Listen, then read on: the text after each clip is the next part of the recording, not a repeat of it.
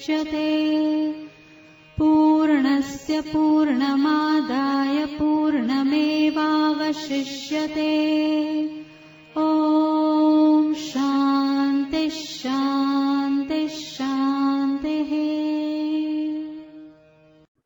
करारविन्देन पदारविन्दम् मुखारविन्दे विनवेशयन्तम् पटस्य पत्रस्य पुटे शयानं बालं मुकुन्दं मनसा स्मरामि। श्री कृष्णं वंदे जगद्गुरु। આપણે અષ્ટાવક્ર ગીતાનો સ્વાધ્યાય કરી રહ્યા છીએ અને એમાં ક્રમશઃ આપણે પ્રકરણવાળા આગળ જતી રહ્યા છીએ. તો આપણે જોયું કે આ ભગવદ્ ગીતામાં પણ, ભગવદ્ ગીતાની જેમ આ ગીતામાં પણ પ્રશ્ન અને ઉત્તરની શૈલી છે તે અપનાવાયેલી છે. પ્રશ્ન પૂછે છે જનક મહારાજા અને ઉત્તરો આપે છે અષ્ટાવક્ર ઋષિ. જે રીતે આ ગીતાના પ્રથમ અધ્યાયમાં, બીજા અધ્યાયમાં, ચોથા અને સાતમા અધ્યાયમાં જનકે પ્રશ્ન પૂછ્યા મુનિને, એ જ રીતે હવે 12મા, 13મા અને 14મા એમ સળંગ 3 પ્રકરણોમાં જનક જે છે તે પોતાની સમજ પ્રગટ કરે છે. અષ્ટાવક્ર મુનિનો વાર્તાલાપ સાંભળ્યા પછી એણે જે સ્પષ્ટીકરણ કર્યું તે સ્પષ્ટીકરણ પોતાના ચિત્તમાં કેવું ઉતર્યું છે તેની વાત એ સ્પષ્ટ રૂપે ઘૂંટે છે. ગુરુ પાસે પોતે જે સમજ્યા છે એ વાત ફરીથી જો પોતાની ભાષામાં રજૂ કરી તો બહુ સ્વાભાવિક છે કે એ આખી વાત છે તે બરાબર છે કે નહીં, પોતે બરાબર સમજ્યા છે કે નહીં, તેનું માર્ગદર્શન મળી જાય. તો 12મા અધ્યાયમાં જનક મહારાજ કહે છે કે હું એમ સમજ્યો કે મનુષ્ય પોતાની નિજતામાં નિમગ્ન રહેવું જોઈએ. How to abide in the self. અને એ આખી વાત તમે જે સમજાવી એમાંથી હું જે સમજ્યો છું આપની પાસે હું જરાક ઘૂંટીને સ્પષ્ટતા કરી લઉં. તો અષ્ટાવક્ર મુનિ પાસેથી શુદ્ધ બુદ્ધિ રૂપે નિજત્વ પામનાર મનુષ્યની ઓળખ જેવી મળી કે જનક મહારાજ એ વાતને ઘૂંટવા ગુરુ અષ્ટાવક્ર પાસે એ વાતનું પુનઃ ઉચ્ચારણ કરે છે. એટલે કે મુનિની વાત પોતે જે સમજ્યા છે તે પોતાની ભાષામાં રજૂ કરે છે. તે આ 12મા અધ્યાયમાં છે. જનક મહારાજ કહે છે કે હું એમ સમજ્યો કે મનુષ્ય પાસે શરીર છે, વાણી છે અને મન છે. મનુષ્ય શરીરથી કર્મો કરે છે, વાણીથી અભિવ્યક્ત થાય છે અને મનથી એ મનન અને ચિંતન કરે છે. પણ આ કર્મોનું, આ અભિવ્યક્તિનું અને આ ચિંતનનું જે ચક્ર છે તે નિયમિત રૂપે ચાલતા ચાલતા એ ચાલતું જ રહે છે.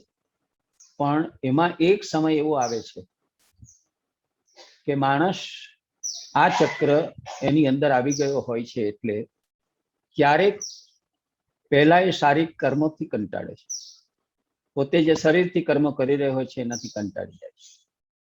પછી વાણીથી જે કંઈ એ પોતે બોલતો હોય છે, અભિવ્યક્ત થતો હોય છે, જે વાચાડતા સંભાષણની કરતો હોય છે તેના વિસ્તારથી કંટાળે છે. અને છેવટે મનની અંદર જે ચિંતન મનન કર્યા કરતો હોય છે તેનાથી પણ કંટાળે છે.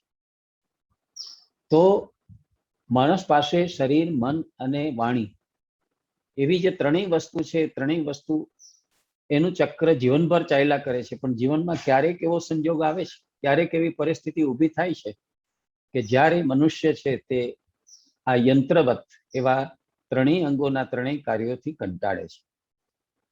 એટલે એ બધાથી પર થઈને, એ બધાથી અલગ થઈને મુક્ત એવી અવસ્થામાં સ્થિત થવાનો પ્રયત્ન કરે છે.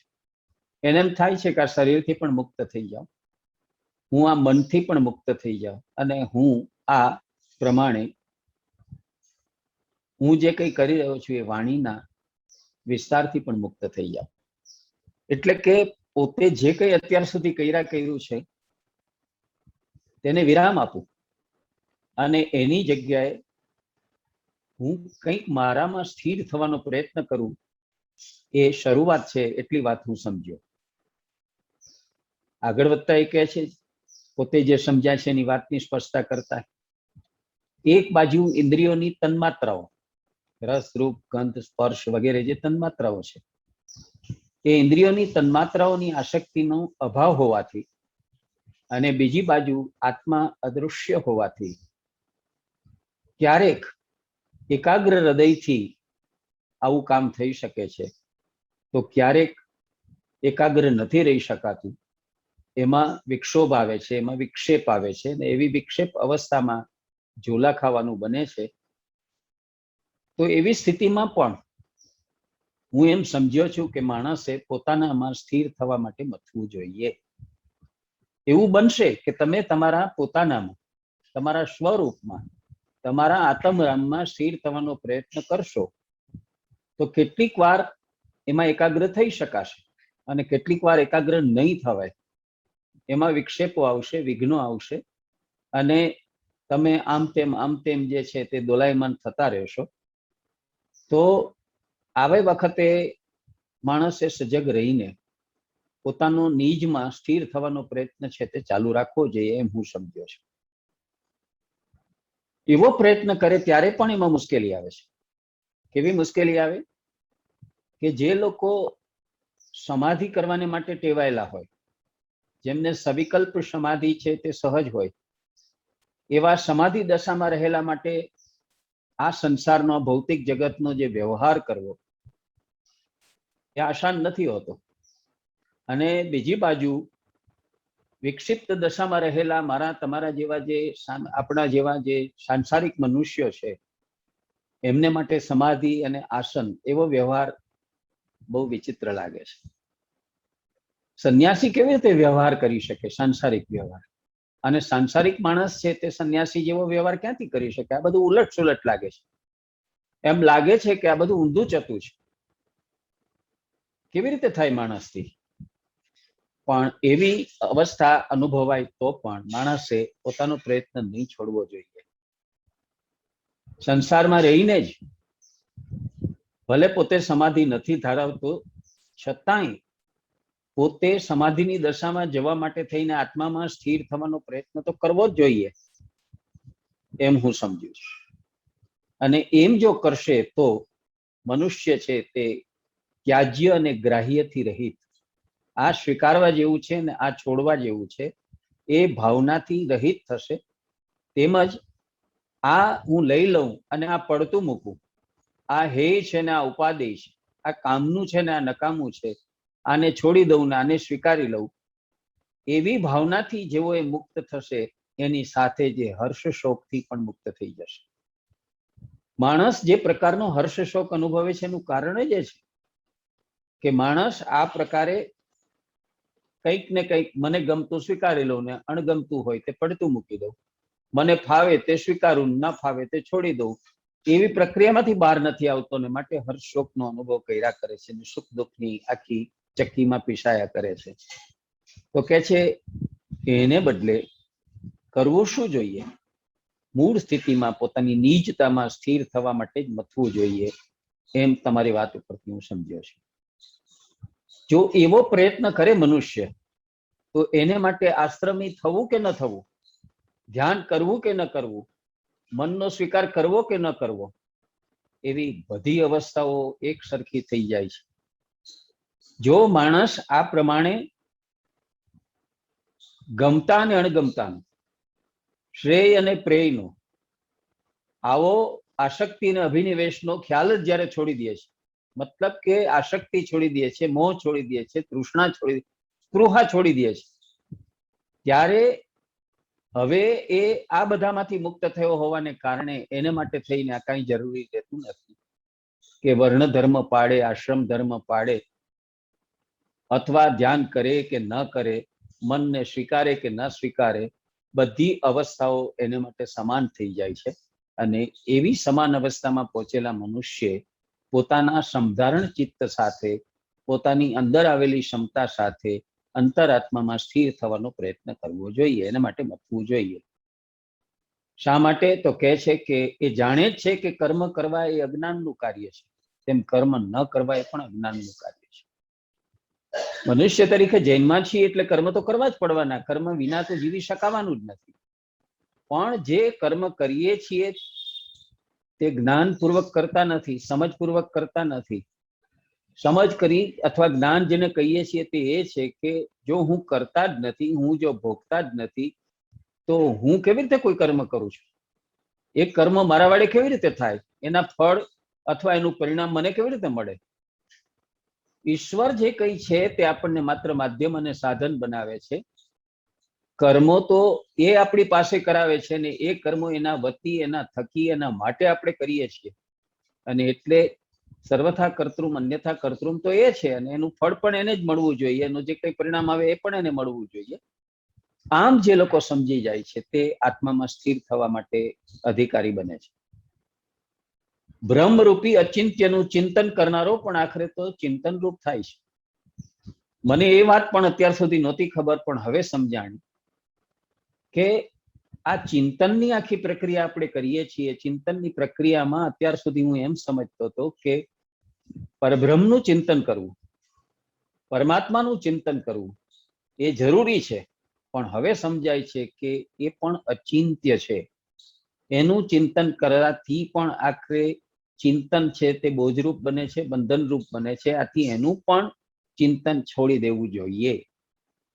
આ પરમાત્માનું, આ પરબ્રહ્મનું એ તો અચિંત્ય રૂપ છે, એનું ચિંતન કેવી રીતે થઈ શકે? જે નિરવયવ છે, જે નિરાકાર છે, જે અરૂપ છે, જેને કોઈ શરીર નથી, કલેવર નથી, ઘાટ નથી, કોઈ ઇન્દ્રિયો નથી, જે નિરંજન, નિરાકાર, નિર્ગુણ, નિર્લેપ, નિષ્પૃહ એવું જે માત્ર છે તત્વ, તેને આપણે એના વિશેનું શું ચિંતન કરી શકીએ? એટલે એનું ચિંતન પણ એને છોડી દેવું જોઈએ, કારણ કે ચિંતન પણ આખરે તમને રાગાવેગમાં નાખે છે, લાભ હાનિની આખી ભાવના તરફ ખેંચી જાય છે. તો જેમણે આ પ્રમાણે પોતાની સ્થિતિ સિદ્ધ કરી છે તે જીવનમાં કૃતકૃત્ય થાય છે, અને જેનો આ જાતનો સ્વભાવ બની ગયો છે તે પણ કૃતકૃત્ય જ છે. દાખલા તરીકે અવધૂતો કે અલગારીઓ આ પ્રકારના હોય છે. આપણી આજુબાજુના સમાજમાં આવા અલગારીઓ કે અવધૂતો વસતા હોય, એ કાંઈ ન પડી હોય, આપણી જેમ જ જીવતા હોય, અને છતાં આપણે પૂછીએ કે ભાઈ તમે કેમ આમ અલગારીની જેમ જીવો છો? તમને કોઈ વાતની સુખ દુઃખ કઈ સ્પર્શતું નથી? ટાઢ તડકો કઈ તમને અડતું નથી? તમને કોઈના સુખ દુઃખ સ્પર્શતા નથી? તો એ બધી વાતોથી બિલકુલ અલિપ્ત હોય છે. એવી કોઈ વાત એમને સ્પર્શતી નથી, કારણ કે આગળ કહ્યું તેમ એ લોકો આ બધી વાતની વ્યર્થતા, નિરર્થકતા સમજે છે, કારણ કે એ જે કંઈ થાય છે તે બધું ઈશ્વરની ઈચ્છાથી થાય છે. પોતાની ઈચ્છાથી એમાં કંઈ નથી રોકી શકાવાનું, નથી વિકસાવી શકાવાનું, પોતે એમાં કંઈ કરી શકે એવી સ્થિતિ નથી. 13મા પ્રકરણમાં આવા આત્મરામની પ્રવૃત્તિમાં જે લોકો સ્થિર થવાનો પ્રયત્ન કરે છે તેમને કેવું સુખ પ્રાપ્ત થાય છે?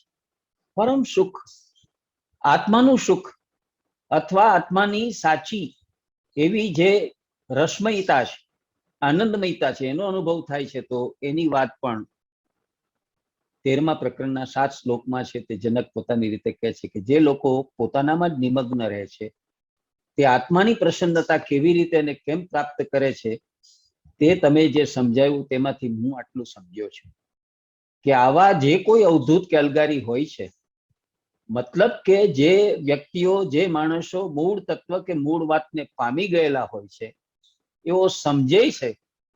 શું સમજે છે? કે કાંઈ પણ ન હોવાથી ઉત્પન્ન થતી માનસિક સ્વસ્થતા ભગવા વસ્ત્રો કે કૌપિન ધારણ કરવાથી પણ અપ્રાપ્ય છે. જે લોકો આવો વૈરાગ્ય પ્રાપ્ત કરવા, આવું જ્ઞાન પ્રાપ્ત કરવા, આવો મોક્ષ પ્રાપ્ત કરવા માટે થઈને સંસાર છોડી દે છે, ભગવા ધારણ કરે છે, સંન્યાસી થાય છે, કૌપિન પહેરીને ફરે છે, એવા લોકો પણ આવી માનસિક સ્વસ્થતા છે તે ધારણ નથી કરી શકતા. જ્યારે આવી માનસિક સ્વસ્થતા જ્યારે ધારણ કરે છે ત્યારે ત્યાગ અને ગ્રહણ બંને વિચારો છોડી દઈને આત્મસ્થ થવાની પ્રવૃત્તિ કરે છે અને તેથી એ સુખદ અવસ્થામાં સ્થિર થાય છે. કહેવાનો મતલબ એ છે કે તમારે વન જંગલમાં જવાની જરૂર નથી, કૌપિન ધારણ કરવાની જરૂર નથી, સંન્યાસ લેવાની જરૂર નથી, એવા ક્રિયાકાંડોમાં આગળ વધવાની જરૂર નથી. જરૂર એ છે કે તમે સંસારમાં રહો, પરિવારમાં રહો, જે કામ કરતા હો રોજિંદુ વ્યવહારનું તે કરો, પણ એના તરફ કોઈ મોહ ન રાખો, આસક્તિ ન રાખો, તૃષ્ણા ન રાખો, સ્પૃહા ન રાખો, અને એની જગ્યાએ તમારા આત્મામાં સ્થિર થવા માટે તમે સતત જાગૃત રહો. ત્યારે તમે આત્મસ્થ થવાની પ્રક્રિયામાં દાખલ થાવ છો અને ત્યારે જે આનંદનો અનુભવ થાય છે, એની જે પ્રસન્નતા, આવી વ્યક્તિ જાણે છે કે આ વ્યક્ત અને અસત સંસારમાં કશાકમાં શરીરના દુઃખ છે, કશાકમાં જીભ દુઃખી થાય છે અને વળી કશાકમાં મન ખેદ પામે છે. આવી રીતે આપણે બધા જીવીએ છીએ ત્યારે આપણો આ અનુભવ છે કે આ સંસારની અંદર તો દુઃખના અનુભવો સતત થાય છે. બોલી બોલીને જીભના કૂચા વળી જાય છે અને છતાંય કઈ એમાંથી પમાતું નથી અને કઈ એમાંથી સારું સર્જાતું નથી. અને મન ઘણું બધું ચિંતન કર્યા પછી પણ સ્વસ્થ નથી થતું, અજંપ અને શાંત નથી થતું, જંપ નથી વળતો, અજંપ અને અજંપ જ રહે છે, અશાંત અને અશાંત રહે છે. આ સંસારમાં તો આધિ વ્યાધિ ઉપાધિઓ અને ત્રિવિધ તાપ છે જ. તેથી આ વસ્તુ જે લોકો સમજી ગયા છે તેવા લોકો આ બધું છોડીને, એટલે કે મન, શરીર અને વાણી એમની બધી ક્રિયાઓ પ્રતિક્રિયાઓ જે છે તેને છોડી દઈને આત્મપ્રાપ્તિના પુરુષાર્થમાં લાગી જાય છે અને તેથી સુખી થાય છે. સાંસારિક પ્રવૃત્તિઓમાંને બદલે આ બધું નિરર્થક છે એમ સમજીને આત્મપ્રાપ્તિના પુરુષાર્થમાં જે લોકો લાગે છે એમને આત્માની નજીક જવાનો મોકો મળે છે અને એ લોકો સુખી થાય છે એટલું હું સમજ્યો. આ લોકો એ વાત પામી ગયા હોય છે, સમજી ગયા હોય છે કે પોતાના વડે ખરેખર કોઈ પણ કર્મ કરાય છે જ ક્યાં. જો તત્વ દ્રષ્ટિએ વિચારાય તો જો પોતાનો દેહભાવ નથી, પોતે નથી એટલે કે હું નથી, અહમ નથી, જીવભાવ નથી, તો એનો કરતા નથી, એનો ભોગતા નથી, તો આ કર્મ પોતાના વડે કરાય છે જ ક્યાં. આપણી અંદર જેવા અહમ શૂન્ય થઈએ છીએ એવા જીવ શૂન્ય થઈએ છીએ. જીવની સાથે વળગેલી સ્પૃહાઓથી આપણે શૂન્ય થઈ જઈએ છીએ, ઈચ્છાઓ, કામનાઓ, લિપ્સાઓ, વાસનાઓથી શૂન્ય થઈ જઈએ છીએ. એટલે એમના વડે કોઈ કર્મ થતું જ નથી. તેથી જે વખતે જે કર્મ એના જીવનમાં આવી પડે તે કરતા કરતા સહજ રૂપે લોકો કરે છે અને એવું સહજ કર્મ કરતા હોવાને કારણે એમને કોઈ કર્મના બંધનો લાગતા નથી, એને કર્મના કોઈ ફળ પણ ભોગવવાના થતા નથી અને એ લોકો સુખદ અવસ્થામાં જીવી શકે છે.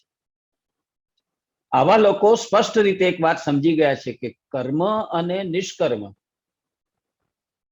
એનાથી બંધનો ઊભા થાય છે. એ કોને થાય છે? જે લોકો દેહનું અભિમાન ધારીને જીવે છે તે લોકો. એ બધા જ અનુભવો, એ બધા જ સુખ દુઃખના અનુભવો, રાગ દ્વેષના અનુભવો, અહંતા મમતાના, આશક્તિ અને અભિનિવેશના અનુભવો, જે લોકો દેહને મહત્વ આપે છે, શરીરને મહત્વ આપે છે એને લાગે છે, પરંતુ પોતાના જેવા દેહભાવ એટલે કે અહમભાવ એટલે કે જીવભાવ છોડી આત્મભાવમાં લાગેલા લોકોમાં દેહ વગેરેના સંયોગ અને વિયોગનો જે અભાવ હોય છે તેથી પ્રસન્ન રહી શકાય છે. જેવો તમે દેહભાવ અને દેહનો અધ્યાસ છોડ્યો, આ શરીર મારું છે, આ શરીર વડે હું આમ કરી નાખીશ, આ શરીર વડે હું તેમ કરી નાખીશ, હું આ કરવા સમર્થ છું, હું તે કરવા સમર્થ છું, એ વાત જેમણે છોડી દીધી અને માત્ર આત્મભાવની અંદર સ્થિર રહેવાની જે લોકો મથામણ કરે છે, એવી સ્થિરતા જ્યારે એનામાં આવે છે ત્યારે દરી પ્રસન્નતાનો અનુભવ કરે છે. હું સમજ્યો જે લોકો આ કારણે સમજી ગયા છે કે કોઈ પણ ક્રિયાથી, મતલબ કે બેસવાથી, ચાલવાથી કે સુવાથી એને ન તો કોઈ લાભ છે કે ન તો કોઈ હાનિ છે, એ બધા ભાવોથી એ પર થઈ જાય છે. હું ઉઠું, બેસું, ચાલું કે સુઈ જાઉં, શો ફેર પડે છે? કારણ કે એ લોકો આ બધા ભાવોથી મુક્ત થઈ ગયા હોય છે, એનાથી પર થઈ ગયા હોય છે. એના જીવનમાં લાભ અને હાનિના, નફા અને તોટાના કોઈ ગણિતો હોતા નથી, એની કોઈ ગણતરીઓ હોતી નથી. એવી ગણતરીઓ તો સંસારીમાં હોય છે. આમ કરીશ તો આ લાભ થશે, આમ કરીશ તો આ નુકસાન થશે. આવા જે ગણતરીઓ મૂકે છે અને ગણનાઓ કરે છે તો સંસારી લોકો છે. જે લોકો જીવભાવ વાળા છે, અહમભાવ વાળા છે, જે લોકો પોતાને કરતા માને છે તેમને. પણ સંસારી લોકોને બધું વળગે, પણ આમને શું? જે લોકોએ સંસારમાંથી પોતાની દૃષ્ટિ અંદર બાળીને આત્મા તરફ કેન્દ્રિત કરી છે, એ લોકો તો ઉઠવા, બેસવા, ચાલવા, સુવા એમ બધી સ્થિતિમાં એક જ ભાવ, એક જ મસ્તીમાં, એક જ મોજમાં જીવે છે કે મારે મારા આત્મામાં, મારે મારી નિજતામાં, મારે મારા પોતાનાપણામાં સ્થિર રહેવું છે. કેમ એમ? તો જનક કહે છે, હું એમ સમજ્યો છું કે આવા લોકોની સુરતા બાહ્ય જગત સાથે નહીં, સંસારની સાથે નહીં, આ વિશ્વ સાથે નહીં, પણ આંતર જગત સાથે, પોતાના ભાવ વિશ્વની સાથે, પોતાના અંદરના વિશ્વ સાથે જોડાયેલી રહે છે. દેહ સાથે નહીં, પણ આત્મા સાથે જોડાયેલી રહે છે. તેથી તેઓ સદા પ્રસન્ન અને પ્રસન્ન રહે છે. એમની ગણતરીઓ સંસારી લોકો જેવી નથી હોતી. તેઓ કશું કરે કે ન કરે એથી એમને કોઈ લાભ, હાનિ કે સિદ્ધિ પ્રાપ્ત થવાના નથી, કેમ કે એવી સ્થૂળ સિદ્ધિ એ લોકો ઈચ્છતા જ નથી. જે લોકો આ સંસારને મિથ્યા સમજી ગયા છે, આ દેહને મિથ્યા સમજી ગયા છે, એની ઉઠવા, બેસવા, ચાલવા, ધંધો કરવાની, વ્યવસાય કરવાની, નોકરી કરવાની, કમાણી કરવાની આ બધી પ્રવૃત્તિઓ છે, તેનાથી મુક્ત થઈ ગયા છે. એમને ખબર છે કે આવી અમારી કોઈ ઈચ્છા જ નથી, અમારે હવે કઈ જોઈતું જ નથી. અમે શા માટે આ બધી જડો જથામાં પડીએ? એની એમને કોઈ કામના જ નથી, અને તેથી તેઓ હંમેશા પ્રસન્ન રહે છે. પ્રસન્ન એ લોકો જ રહી શકે છે જે લોકો કામના રહિત થાય છે, સ્પૃહા રહિત થાય છે. સંસારી લોકોથી સ્પૃહા નથી છૂટતી, કામના નથી છૂટતી, માટે દુઃખી થાય છે. આ સંસારમાં જે વસ્તુઓ છે તેમાં તો સુખ, દુઃખ, હર્ષ, શોક વગેરે ભાવોનું વળગણ છે. વળી એ કાયમી નથી, એમાં અનિશ્ચિતપણું પણ ઘણું છે. ક્યારે એ મળશે અને ક્યારે પૂરું થઈ જશે કઈ ખબર નથી. એને આધારે સામાન્ય લોકો શુભ અને અશુભ ભાવો અને લાગણીઓનો અહેસાસ કર્યા કરે છે.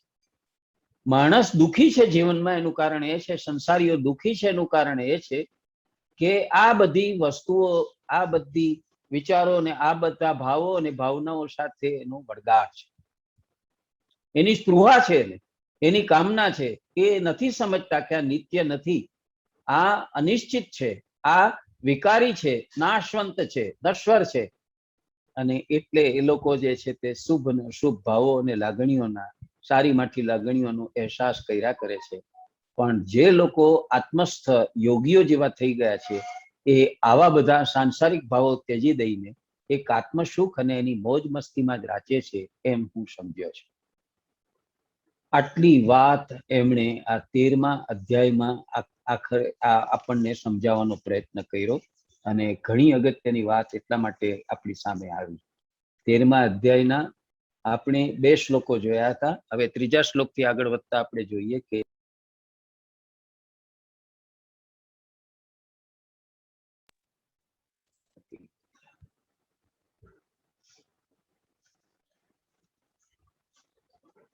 કૃતમ કિમપી નૈવ સ્યાદીતિ સંચિત્ય તત્વતઃ યદા યત કર્મ માયાતિ તત કૃત્વા અશે યથા સુખમ.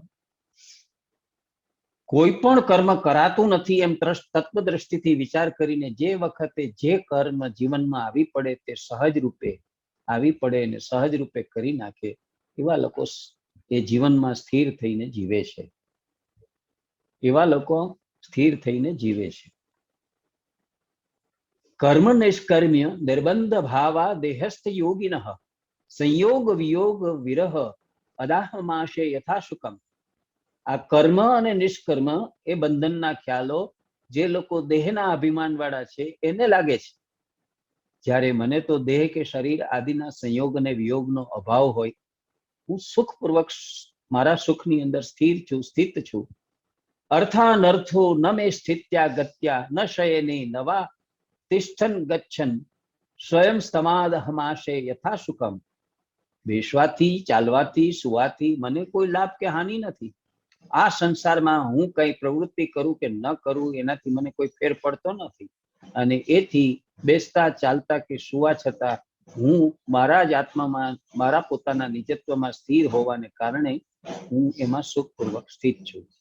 સ્વપતો નાસ્તિ મે હાનિ સિદ્ધર્યન્નસ્વતો નવા નાશોલ્લાસો વિહાયાસ્માદ હમાશે યથા સુખમ. હું સુઈ રહું અને કાંઈ ન કરું તોય મને કોઈ હાનિ નથી, અને કોઈ નુકસાન નથી. આ વાત મને કંઈ કરું કે ન કરું તેનાથી કાંઈ મને લાભ કે હાનિ નથી, એ વાત હું સમજી ગયો છું. ને માટે એવી વ્યક્તિ જે છે તે પોતે પોતાના સુખમાં, આત્મભાવમાં, નિજત્વમાં સ્થિર થાય છે. સુખાદિ રૂપાનિયમા ભાવેશ્યા લોક ભૂરિશ શુભા શુભે વિહાયાસ્માદ હમાશે યથા સુખમ. વસ્તુઓમાં સુખ દુઃખ વગેરે રૂપે જે અનિશ્ચિતપણું છે તે વારંવાર જોઈને અને તેથી જ શુભ અને અશુભનો પરિત્યાગ કરીને હું સુખપૂર્વક જીવી રહ્યો છું ને મારામાં સ્થિર છું. મેં સંસારનો ભાવ જ ત્યજી દીધો છે. હું એનાથી બિલકુલ નિર્વેદનો ભાવ, અભાવના ભાવમાં જીવું છું. દેહનો ભાવ છોડી દીધો છે અને આત્મસ્થ થયેલો છું. તો પછી મારા માટે થઈને સુખ દુઃખના ભાવો રહેતા જ નથી, મને કાંઈ સ્પર્શતું નથી. 13મા પ્રકરણમાં આટલી વાત એમણે સ્પષ્ટ કર્યા પછી હવે 14મા પ્રકરણમાં બહુ જ મહત્વની વાત આપણને કહે છે, જે જીવનભરની આપણી અપેક્ષા છે. પ્રશાંતિનો અનુભવ, મનની પ્રશાંતિનો અનુભવ, જેને અંગ્રેજીમાં આપણે ટ્રાન્ક્વિલિટી કહીએ છીએ, એવી ટ્રાન્ક્વિલિટીનો અનુભવ કેવી રીતે પ્રાપ્ત થાય? અષ્ટાવક્ર મુનિ એણે જે વાત કરી એમાંથી જે જનક સમજ્યા છે તે હવે 14મા પ્રકરણમાં સ્પષ્ટતા કરતા કહે છે કે પ્રકૃત્યા શૂન્ય ચિત્તો યહ પ્રમાદ ભાવ ભાવનઃ નિદ્રિતો બોધિત ઇવ ક્ષીણ સંસારણો હિ સહ. જે સ્વભાવથી જ ચિત્ત વૃત્તિ વગરના હોય, માત્ર આનંદ કે મજાને ખાતર જ જગતની વસ્તુઓની ભાવના કરે છે, તે વ્યક્તિ જાગતી હોય તેવું લાગે છે અને છતાં ઊંઘતો હોય. તેને સંસાર રૂપી બંધનો છે તે ક્ષીણી બનેલા છે. કોણ આનંદમાં રહે છે? કોને શાંતિ મળે છે? જે લોકો સંસારમાં હોવા છતાં સંસારી નથી, જે લોકો સંસારમાં હોવા છતાં એની સ્પૃહા નથી કરતા, એના કર્મો છે તે પણ નિષ્કર્મ્ય ભાવે કરે છે, વિરાગ ભાવથી કરે છે, રાગ અને દ્વેષથી નથી કરતા. સ્પૃહા છોડી દીધી છે, આસક્તિ છોડી દીધી, મોહ છોડી દીધો, તૃષ્ણા છોડી દીધી છે, અને ચિત્ત વૃત્તિઓ પણ જેમણે છોડી દીધી છે. એવા લોકો જે છે તે આ જગતની અંદર મોજ અને મસ્તીમાં જીવે છે. આ સંસારની અંદર મોજ અને મસ્તીમાં જીવે છે, કારણ કે સંસાર રૂપી એને માટેનું જે બંધન છે એ જ ક્ષીણ થઈ ગયેલું છે, જ ખતમ થઈ ગયેલું છે. એના માટે સંસાર રહ્યો જ નથી. અને જો સંસાર નથી તો સંસારના સુખ દુઃખ, સંસારના રાગદ્વેષ, સંસારના બંધનો, સંસારની આસક્તિ કાંઈ પછી રહેતું નથી. શું શું નથી રહેતું? તો પછી આગલા શ્લોકમાં ગણાવે છે, ક ધનાની, ક મિત્રાણી, ક મે વિષયદસ્ય વહ, ક શાસ્ત્રમ, ક ચ વિજ્ઞાનમ યદા મે ગલિતા સ્પૃહા.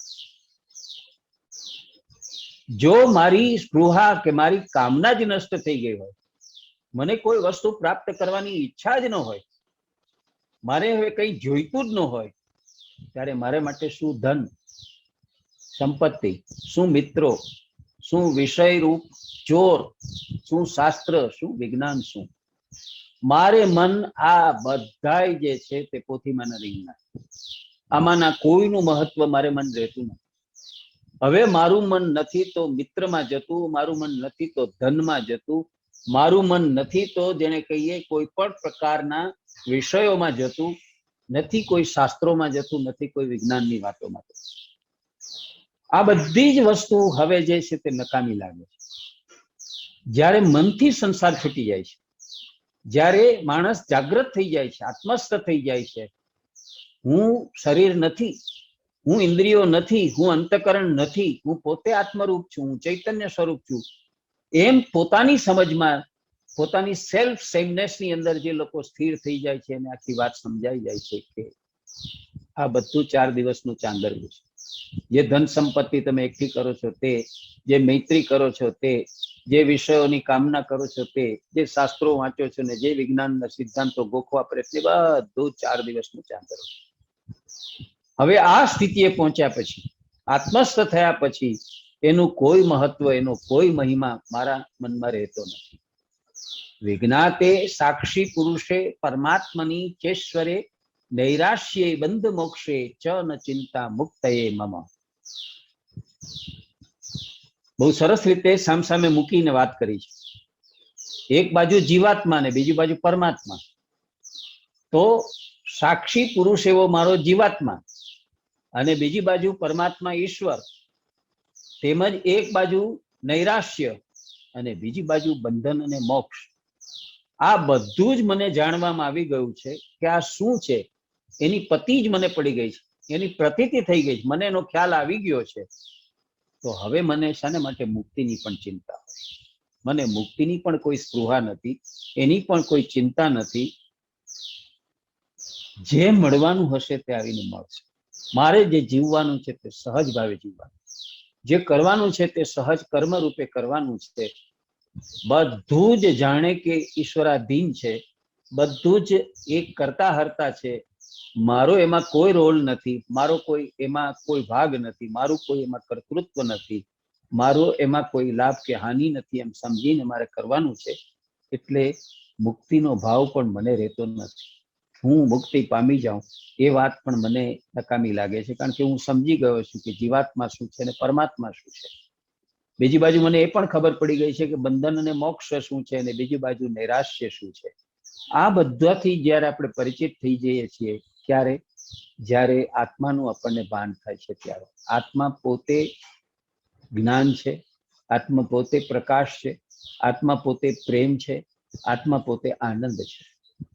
આ આનંદમય અવસ્થામાં, આ જ્ઞાનમય અવસ્થામાં, ચૈતન્યમય અવસ્થામાં પહોંચીએ છીએ ત્યારે આપણને પછી કશું પ્રાપ્ત કરવાની ઈચ્છા થતી નથી, મુક્તિની ચિંતા પણ રહેતી નથી.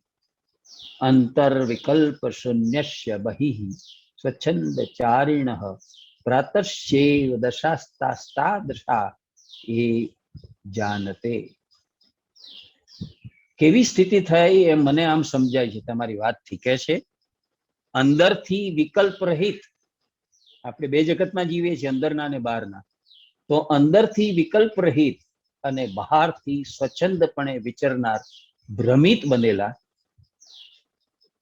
મારી જુદી જુદી અવસ્થાઓ માત્ર તેના જેવા જ, અર્થાત તે સ્થિતિને પ્રાપ્ત થયેલા જાણે. હવે તમે જુઓ કે આપણે જે બે જગતમાં જીવીએ છીએ એ બે જગતની આપણને મુશ્કેલીઓ ઊભી થાય છે. બહારના જગત, એની અંદર આપણને પ્રલોભન આપનારા, ખેંચનારા કઈ જાતની વાતો હોય છે અને આપણે જુદી રીતે જીવતા હોય, સ્થૂળતાથી, વાસનાઓથી, ભોગની લિપ્સાઓથી, કામનાઓથી, આશક્તિઓથી.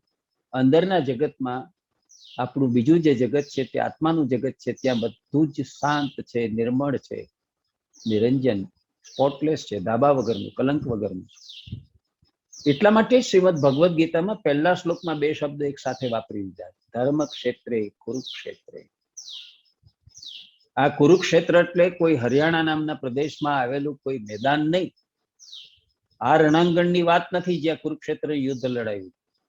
આ સંસાર એ જ કુરુક્ષેત્ર છે.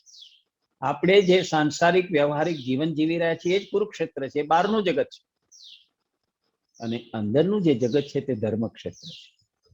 આપણું અંદરનું જે ભીતરી જગત છે તે કુરુક્ષેત્ર નથી, તે ધર્મક્ષેત્ર છે.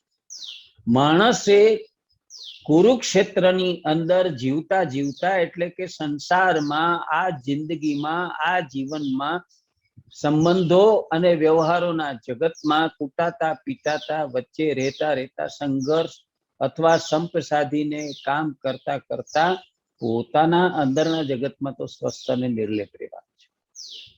પોતાના ભીતરી લોકને, પોતાના અંતરલોકને વિક્ષેપ વાળો થવા દેવાનો નથી. પોતાની અંદરની અસલિયત છે તેને રજોટાવા દેવાની નથી, એને કોઈ પણ રીતે ક્ષુભિત થવા દેવાની નથી. જે લોકો આ સમજે છે કે બહારનું કુરુક્ષેત્ર અંદરના ધર્મક્ષેત્રને જે રીતે ગમરોડે, તો તમે ક્યાંય ના રહો. કુરુક્ષેત્ર કુરુક્ષેત્ર રહેવા દો. આ સંસારમાં, આ બાહ્ય સંસારમાં, વ્યવહાર જગતમાં તો બધું રહેવાનું. રાજકારણ સૌથી વધારે મોટું રહેવાનું, વિજ્ઞાન રહેવાનું, શિક્ષણ રહેવાનું, અર્થકારણ રહેવાનું, સમાજકારણ રહેવાનું, બધું રહેશે. અને એના સારા માઠા કડવા મીઠા બધા અનુભવો તમને થતા રહેશે, એમાં તમે કાંઈ ફેરફાર નહીં કરી શકો. તમને એમાંની ઘણી વસ્તુ આકર્ષશે, ઘણી વસ્તુ તમને એનું અપાકર્ષણ પણ થશે. આ સ્વીકારી લઉં, ના છોડી દઉં, આ મને બહુ ગમે છે, આ મને બિલકુલ નથી ગમતું, આ મારા માટે યોગ્ય ન થયું, આ મારા માટે યોગ્ય થયું, આવું બધું સતત બન્યા કરશે. પણ માણસે આવા સાંસારિક જગતમાં આવા કોલાહલ વાળા, આવા ડિસ્ટર્બિંગ એવા વર્લ્ડની અંદર જીવતા જીવતા પોતાની ભીતરનો જે લોક છે, પોતાની અંદરનું જે ધર્મક્ષેત્ર છે, એને અકબંધ રાખવાનું હોય છે. એની અંદર કોઈ પણ પ્રકારનો વિક્ષોભ, એની અંદર કોઈ પણ પ્રકારની ગડબડ, ઉથલ પાથલ કંઈ ન થવી જોઈએ. એટલે એને સમજાવતા કે છે, અંદરથી વિકલ્પ રહિત મારું મન એટલું શાંત થઈ ગયું છે કે સંકલ્પ વિકલ્પ હવે રહ્યા નથી. To do or not to do, કરું કે ન કરું. દુર્યોધનની જેમ જાનામી ધર્મમ નચે મે પ્રવૃત્તિ, જાનામી અધર્મમ નચે મે નિવૃત્તિ, એ ભાવદશા હવે મારી નથી. શેક્સપિયરના હેમ્લેટની જેમ to do or not to do, that is the question, એવી અવઢવ મારી નથી. મારી આવી કોઈ અવઢવ નથી. અને બહારથી સ્વચ્છંદપણે વિચરનાર ભ્રમિત એવા આ સંસારી લોકો. તો મારી સ્થિતિ કેવી છે? મારી સ્થિતિ એ જ લોકો સમજશે જે મારી જેવી અવસ્થામાં આવ્યા છે. બીજા નહીં સમજી શકે, સંસારી નહીં સમજી શકે. એને એમ લાગશે કે આ માણસ છે તે જડભરત લાગે છે, આને સંસારના સુખનો ભાન નથી, એના ભોગનું ભાન નથી, આ માણસ બધાથી નિર્લેપ રહે છે, અલિપ્ત રહે છે, કેટલું ગુમાવે છે. ભૌતિક જગતમાં તો સનાતન ધોરણ મનુષ્યનું જે છે તે શું છે? ઈટ, ડ્રિંક, ડીમલ્ટીપ્લાય. ખાઓ, પીઓ, મોજ કરો. તમે ભોગ ભોગવો, મરણ લગણ. આ જિંદગી 4 દીની છે. 4 દિવસની ટૂંકી ચાંદરડા જેવી આ જિંદગી છે. તેની અંદર જેટલું જોઈ લેવાય એટલું જોઈ લેવું, જેટલું માણી લેવાય એટલું માણી લેવું, જેટલું ભોગવી લેવાય એટલું ભોગવી લેવું. આવું વલણ સંસારીઓનું રહે છે. એને ખબર નથી જે જાણવાની વાત કે છે એ જાણવા યોગ્ય છે જ નહીં. એને ખબર નથી કે જે માણવા યોગ્ય કે ભોગવવા યુક્ત જે માને છે તે કાયમી નથી, તે ક્ષણિક છે. એની એને સમજ જ નથી. પણ અંદરના જગતની અંદર જે કઈ જેમણે આ પ્રકારે સમતા સ્થિર કરી છે, જે લોકો સ્થિત પ્રજ્ઞ થઈ ગયા છે, પ્રજ્ઞામાં સ્થિર થયા છે, સમજમાં સ્થિર થયા છે, મેચ્યોર થઈ ગયા છે, એમને ખબર છે કે આ બધી વસ્તુ જે છે તે પાયા વિનાની છે, અર્થહીન છે, નિરર્થક છે. તો એવા જે લોકો હશે તે જ સમજશે, બાકી અમારી સ્થિતિ બીજા લોકો નહીં સમજી શકે. આ મને ખ્યાલ છે.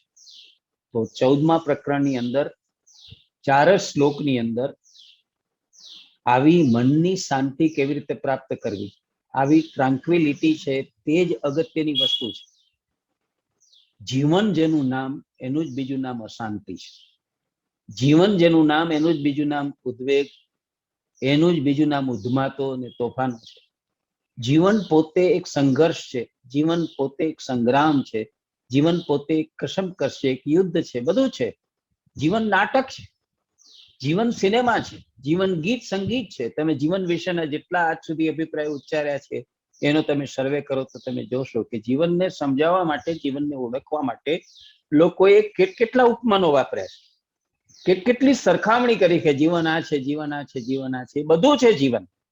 અને એને કારણે જ આપણે એમાં ગૂંચવાઈએ છીએ અને મન અશાંત થઈ જાય છે. મન સંકલ્પ વિકલ્પમાં રચે છે, મન આંબા આંબલી દેખાડે છે, મનના છાયા પ્રકાશની અંદર આપણે જીવીએ છીએ, મનના મહેલમાં આપણે દુઃખી સુખી થઈએ છીએ. આ બધું છે. એની જગ્યાએ શાંતિ કેવી રીતે પ્રાપ્ત થાય એ 4 શ્લોકમાં બતાવે છે કે મનુષ્યને જેની સૌથી વધુ ઝંખના હોય છે તે છે સુખ નામના પ્રદેશની. આવો સુખ નામનો પ્રદેશ આ દુનિયાની અંદર જે 6 ઉપખંડો છે, Asia, Africa, Europe, America, Australia અને એન્ટાર્કટિકા. દુનિયાની અંદર આ 6 ઉપખંડો છે. આ 6 ઉપખંડો પૈકી એકેય ઉપખંડમાં સુખ નામનો પ્રદેશ આવેલો નથી. તમને એમ થાય કે ભારત છોડીને અમેરિકા જતા રહીએ તો મન શાંત થઈ જશે, ચિત્ત શાંત થઈ જશે. That is not the case. તમે એમ માનો કે તમે ન્યુઝીલેન્ડ જતા રહ્યો કે તમે સ્વિટ્ઝરલેન્ડ જતા રહ્યો એટલે તમારા બધા દુઃખ દર્દો હળવા થઈ જાય. That is not the case. એવું નથી બનવાનું. કારણ કે સુખ નામનો પ્રદેશ બહારના જગતમાં છે જ નહીં, એ મનુષ્યની અંદર આવેલો છે. માણસના આંતરલોકમાં છે, ભાવલોકમાં છે, ધર્મક્ષેત્રમાં છે. આત્માની પ્રસન્નતા અને મનની પ્રશાંતિ એ સુખ નામનો પ્રદેશ. તમારું મન મુદિત રહે, તમારું ચિત્ત છે તે પ્રસન્ન રહે અને તમારો આત્મા છે તે શાંતિનો અનુભવ કરે, એનું નામ સુખ નામનો પ્રદેશ. અને આ મન, આ ચિત્ત અને આ આત્મા ત્રણેય અંદરની વસ્તુ છે, બહારની વસ્તુ નથી. ત્રણેય સ્થૂળ નથી, ત્રણેય સૂક્ષ્મ છે. તો સૌથી મોટી વાત જે સમજવાની છે આ આખા પ્રકરણમાં, જે જનક સમજ્યા ગુરુ પાસેથી, તે આ વાત છે કે આત્માની પ્રસન્નતા, મનની પ્રશાંતિ એ જ સુખ નામનો પ્રદેશ છે. આગલા અધ્યાયમાં એની વાત કર્યા પછી આ અધ્યાયમાં મુનિ જનક રાજા દ્વારા મનની પ્રસન્નતાની વાત પોતે જે સમજ્યા છે તે 4 શ્લોકમાં આ રીતે સ્પષ્ટ કરે છે. એ કહે છે મનની પ્રશાંતિ કોને અને ક્યારે પ્રાપ્ત થાય? તો જનકના ઉદ્ઘોષમાં એની એકદમ સ્પષ્ટતા છે. જનક બરાબર સમજ્યા, શબ્દે શબ્દ ગુરુનો બરાબર તૃષાતુર થઈને પીએ છે. એક શબ્દ પણ અસાવધ રહેતા નથી, એક શબ્દ પણ જતો કરતા નથી, બરાબર ચિત્તમાં ઉતારે છે. તો એને સમજાયું છે એટલે સ્પષ્ટતા કરે છે કે એક, જે મનુષ્ય સ્વભાવથી જ ચિત્ત વૃત્તિ વિહીન હોય તે માત્ર આનંદ જ ખાતર જગતની વસ્તુઓની ભાવના કરતા હોય, તેનો સંસાર રૂપી બંધ તો ક્ષીણ થઈ ગયેલો હોય છે અને માટે તેનું મન શાંત થઈ ગયેલું હોય છે. પહેલી વાત આ કરી કે જે માણસો ચિત્ત વૃત્તિ વિહીન થઈ ગયા હોય, એનો અર્થ એ છે કે ચિત્ત વૃત્તિનો નિરોધ જે લોકો કરી ગયા હોય. બધા દુઃખના મૂળમાં ચિત્ત વૃત્તિઓ છે. ચિત્તની અંદર કામની, ક્રોધની, લોભની, મોહની, માયાની, મત્સરની વૃત્તિઓ ઊભી થયા જ કરે છે.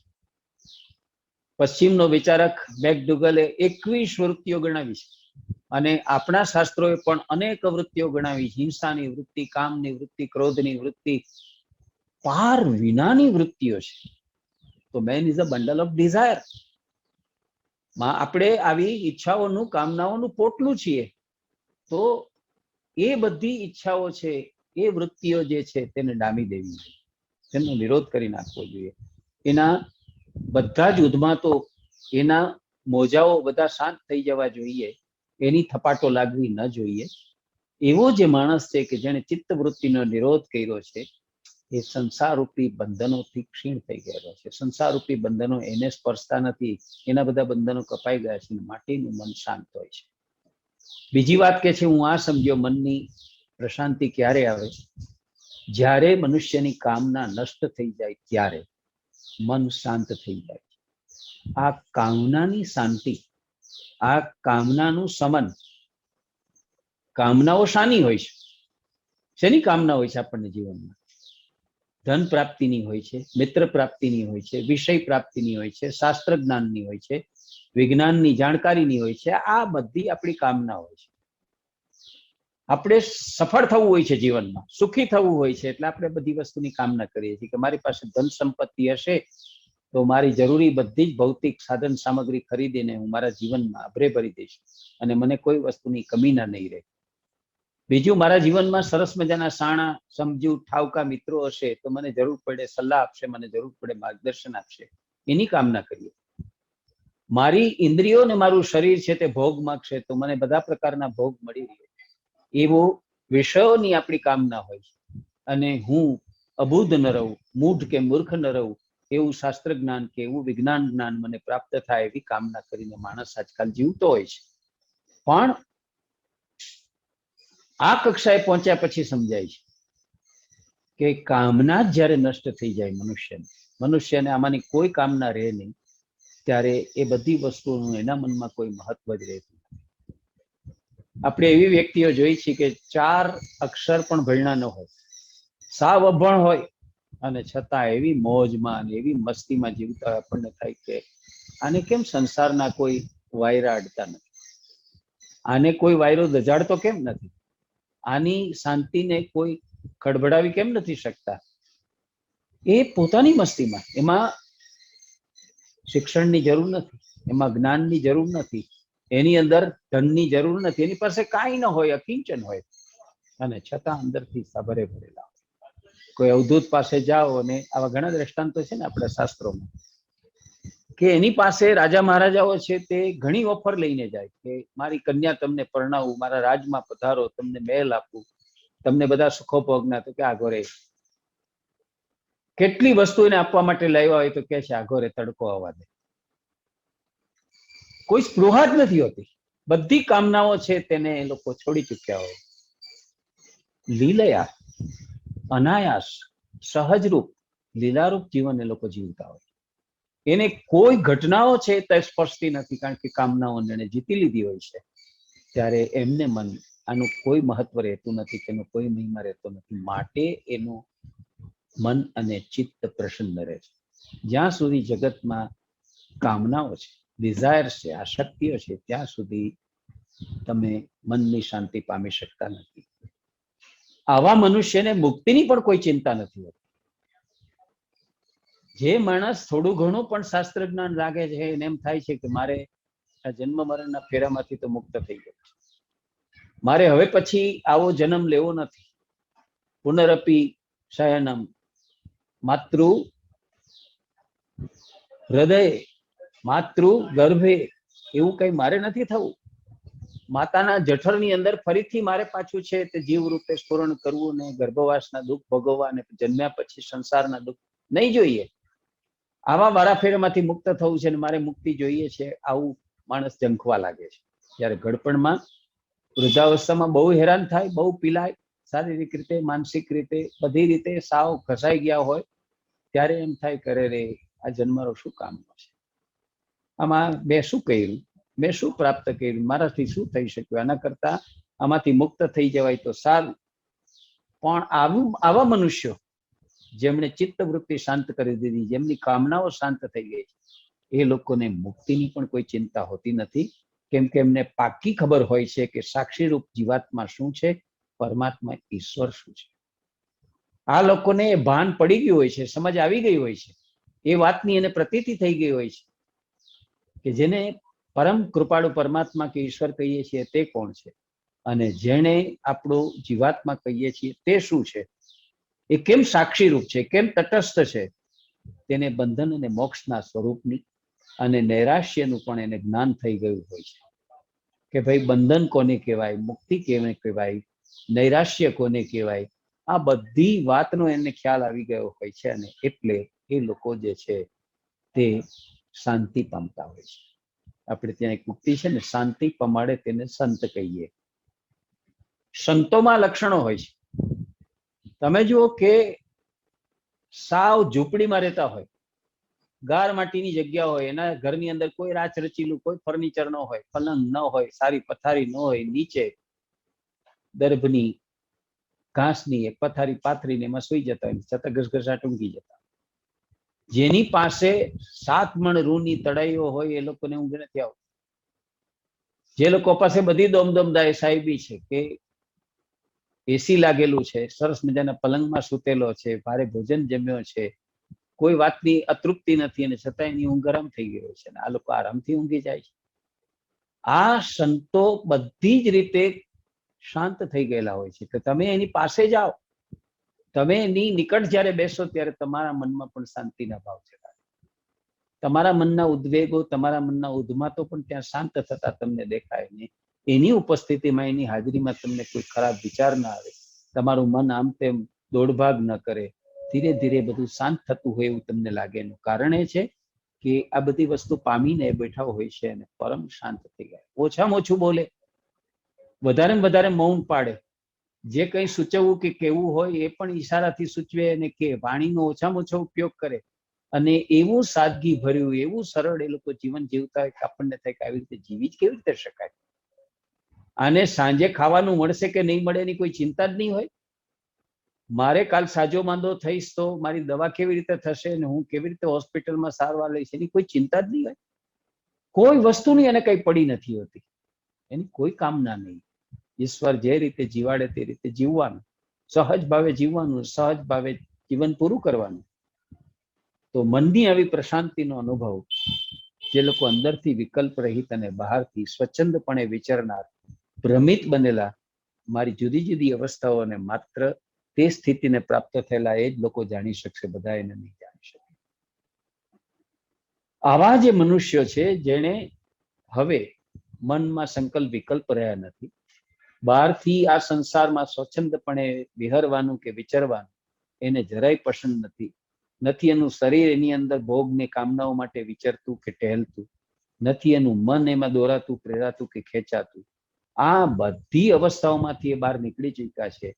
તો એવી અવસ્થામાંથી જે બહાર નીકળી ચૂકેલા હોય તે જ મારી આ અવસ્થા સમજી શકશે એમ મને લાગે છે. અને હવે સૌથી વધારે મહત્વના પ્રકરણ ઉપર આપણે આવી પહોંચ્યા છીએ, પ્રકરણ 15મું, અને એમાં બ્રહ્મ શું છે? What do we mean by બ્રહ્મ? એટલે કે અલ્ટિમેટ એબ્સોલ્યુટ રિયાલિટી શું છે એ આ પ્રકરણમાં સમજાવે છે. તમે જુઓ, આ ઋષિ મુનિઓ કઈ કક્ષાએ પહોંચેલા છે, એમનું જ્ઞાન, એમની સમજ, એમની વિદ્વતા ક્યાં સુધી પહોંચેલી છે. આપણને તો અધ્યાત્મ એટલે શું એ ખબર નથી, ધર્મ એટલે શું એ ખબર નથી, કર્મ એટલે શું એ ખબર નથી. આ લોકો તો કેવળ જીવ નહીં, કેવળ આત્મા નહીં, પરમાત્મા શું છે, પરમ શક્તિ શું છે, પરમ ચૈતન્ય શું છે તે પણ પામી ગયેલા હોય છે. અને લોકો પરમ ચૈતન્ય અવસ્થા કહે છે એને. બ્રહ્મ એવું નામ આપણા સનાતન એવા ચિંતનમાં, દર્શનમાં આપવામાં આવ્યું છે. એનું વાસ્તવ શું છે? આ બ્રહ્મ ખરેખર છે શું? આ ભ્રમણા નથી ને, આ કોઈ તરંગ નથી ને, આ કોઈ કલ્પના નથી. કોઈ બ્રહ્મની શક્તિ સમગ્ર બ્રહ્માંડમાં વિલસી રહી છે, સમગ્ર બ્રહ્માંડમાં કાર્યરત છે. એના વિના સંસારમાં એક કણ પણ નથી, કોઈ વસ્તુ નથી, કોઈ મનુષ્ય નથી, કોઈ જીવ નથી. તો આ બ્રહ્મ તત્વની વાસ્તવિકતા શું છે તે આ 15મા પ્રકરણમાં સમજાવવા માટે આગળ વધે છે. અષ્ટાવક્ર મુનિ એને કહે છે, યથા તથોપદેશેન કૃતાર્થ સચ્ચ બુદ્ધિમાન આ જીવમપી જિજ્ઞાસુ પરસ્તત્ર વિમોહયતિ. અષ્ટાવક્ર કહે છે કે સત્વ અને બુદ્ધિયુક્ત પુરુષ જેવા તેવા, એટલે કે થોડા માત્ર ઉપદેશથી જ કૃતાર્થ બની જાય છે, જ્યારે બીજાને જીવન પર્યંત જિજ્ઞાસુ હોવા છતાં એનો મોહ નષ્ટ થતો નથી, એ મોહ મુક્ત થઈ શકતા નથી. તો પહેલા મનુષ્યના 2 પ્રકારો બતાવે છે અને કહે છે કે મનુષ્ય 2 જાતના હોય છે. એવા મોહમાં, એવી આસક્તિમાં, એવી કામનાઓમાં, એવી તૃષ્ણાઓમાં રસવશ હોય છે કે એને તમે ગમે તે પ્રકારનો ઉપદેશ આપો એનો મોહ છૂટતો નથી, એની આસક્તિ છૂટતી નથી, એની તૃષ્ણા છે તે શાંત થતી નથી. કેટલાક લોકો એવા હોય છે કે જે સત્વ અને તત્વને બરાબર પામી ગયા હોય છે, ભલે બહુ થોડા હોય છે. એને થોડોક ઉપદેશ આપો ત્યાં જાગી જાય છે. એને આછી પાતળી હજી તો સમજ આપતી હોય ને ત્યાં બધું સમજી જાય, અડધી વાતમાં સમજી જાય છે. આવા પણ મનુષ્યો હોય છે, આવી વ્યક્તિઓ પણ હોય છે. તો એવી 2 જાતની વ્યક્તિનો સૌથી પહેલો ખ્યાલ આપે છે કે મારે જે વાત કરવી છે એબ્સોલ્યુટ રિયાલિટીની, જે નિશ્શેષ એવું બ્રહ્મ તત્વ છે એની જે વાત કરવી છે, તે સંસારી લોકો સંસારની માયામાં, સંસારના મોહમાં, એની આસક્તિમાં જે ડૂબેલા છે એ નહીં સમજી શકે. એ લોકોની ગજાબારની વાત છે આ. એ લોકો નહીં પામી શકે. પણ એવા કેટલાક લોકો છે કે જે સાચી બુદ્ધિવાળા છે, જે વિવેક જ્ઞાનવાળા છે, જે સત્વશીલ માણસો છે, એ થોડોક હું ઉપદેશ આપીને ત્યાં આપીશ ત્યાં એ સમજી જશે, અડધી વાતમાં સમજી જશે અને પોતે કૃતાર્થ થઈ જશે. તો હવે એ વાત એને માંડીને કેવી છે કે what do we mean by બ્રહ્મ ઇટસેલ્ફ? ભ્રમ કે ભ્રમણાની વાત નથી, બ્રહ્મની વાત છે. જે બ્રહ્મ શબ્દ ઉપરથી બ્રાહ્મણ, જે બ્રહ્મ શબ્દ ઉપરથી બ્રહ્મચર્ય, જે બ્રહ્મ શબ્દ ઉપરથી બ્રહ્માંડ એવી સંજ્ઞાઓ બનેલી છે, તે બ્રહ્મની વાત કરે છે. આ બ્રહ્મ શું છે?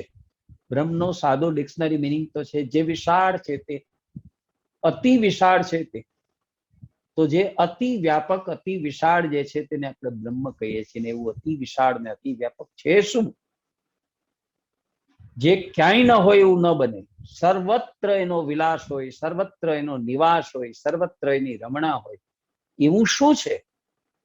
મોક્ષો વિષય વૈરસ્યમ બંધો વૈષયિકો રસઃ એતાવદેવ વિજ્ઞાનમ યથેચ્છસી તથા કુરુ. મારે તને પાયાની વાત સમજાવીને હવે જે કેવી છે તું ધ્યાનથી સાંભળ જનક. કે તે મને આરંભમાં જ પ્રશ્ન પૂછ્યો હતો ને, મોક્ષ કેવી રીતે મળે? તો એનો ઉત્તર આપું છું, અને આ બ્રહ્મ તત્વ સુધી પહોંચવાની કૂચી, એનું સ્વરૂપ સમજવાની કૂચી પણ આપું છું. જ્યારે માણસોનો રસ વિષયોમાંથી જતો રહે એને મોક્ષ કહેવાય. વિષયોમાં જ્યાં સુધી રસ રહે ત્યાં સુધી તમે અધ્યાત્મ માર્ગી નથી, સંસાર માર્ગી છો. ત્યાં સુધી તમે વૈરાગી નથી, રાગી છો. ત્યાં સુધી તમે મુમુક્ષુ નથી, બુભુક્ષુ છો.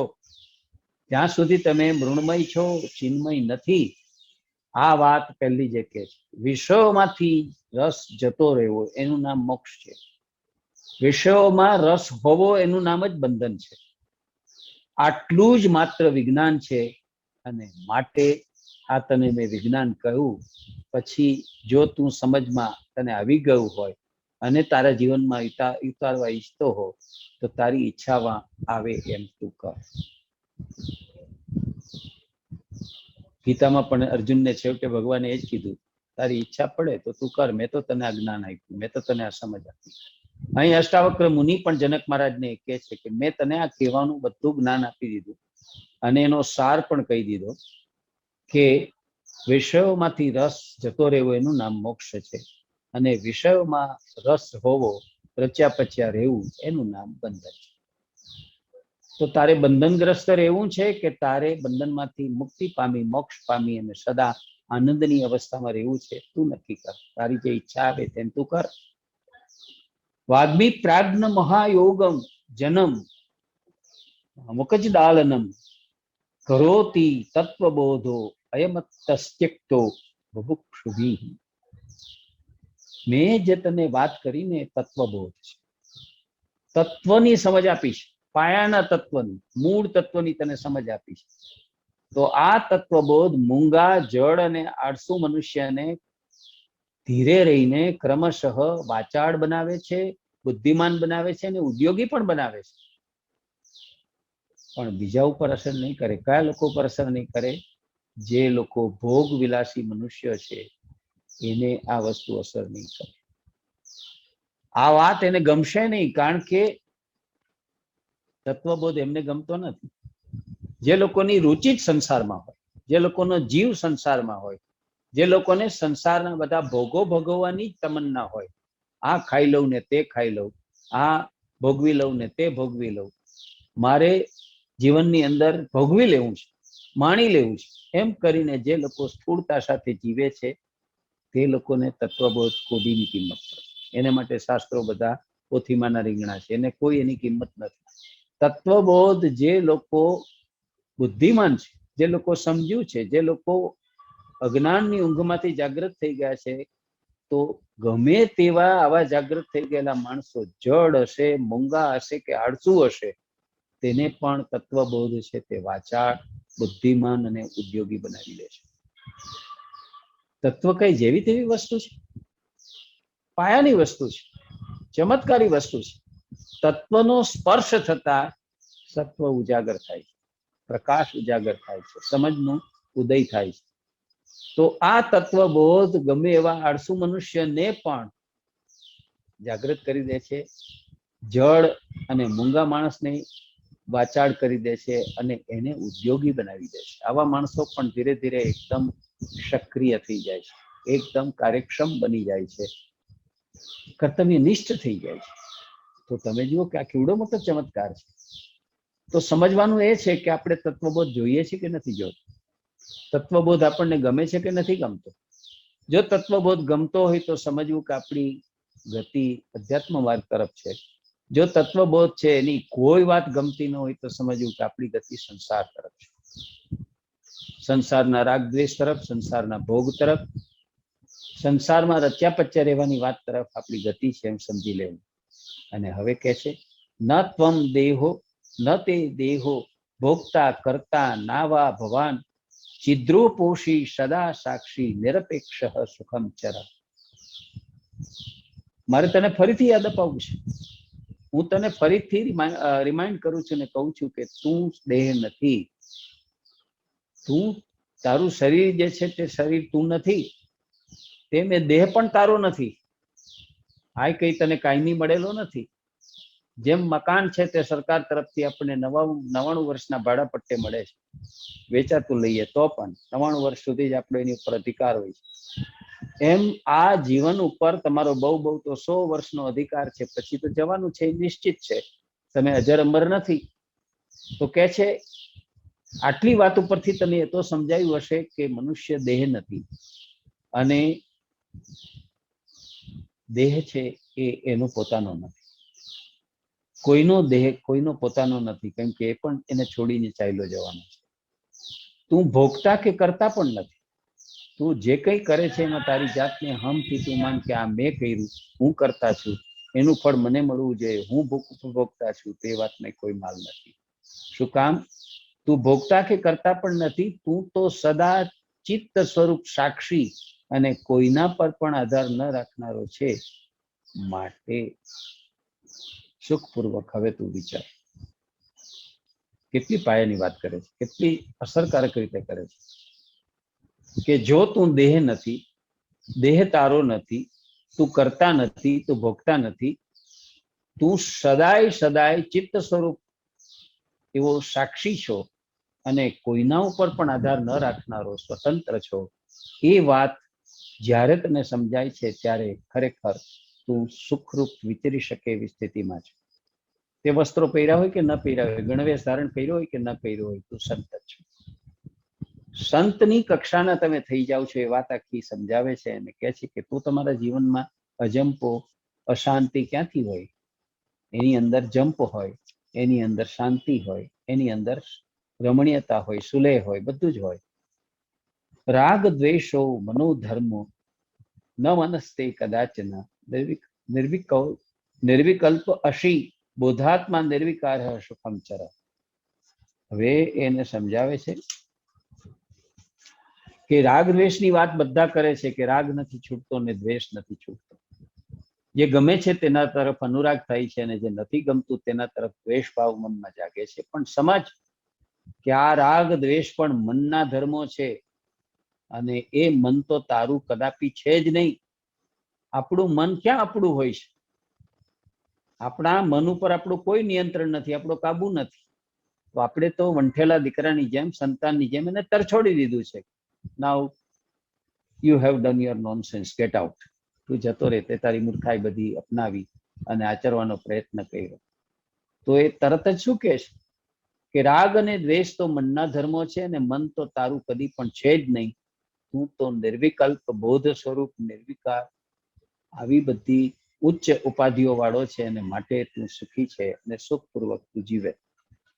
સર્વભૂતેષુ ચાત્માનમ સર્વભૂતાની ચાત્મની વિજ્ઞાય નિરંકારો નિર્મમસ્તમ સુખી ભવ.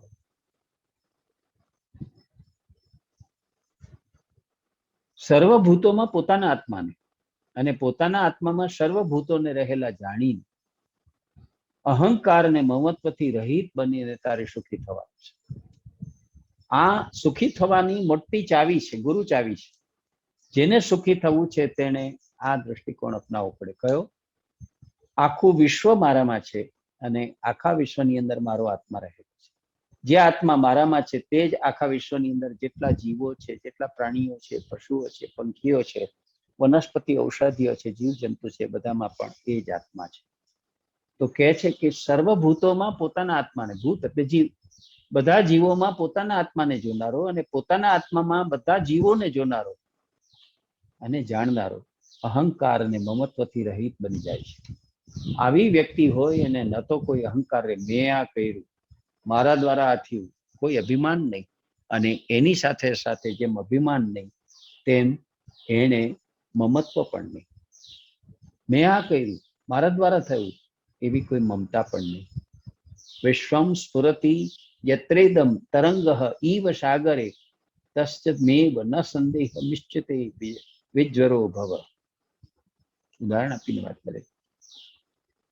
સમુદ્રોમાં તરંગોની જેમ જ્યાં જ્યાં વિશ્વ પૂરે છે તે તું જ છો, તેમાં સંદેહ નથી. અને તે ચિત્ય સ્વરૂપ સંતાપ રહિતા.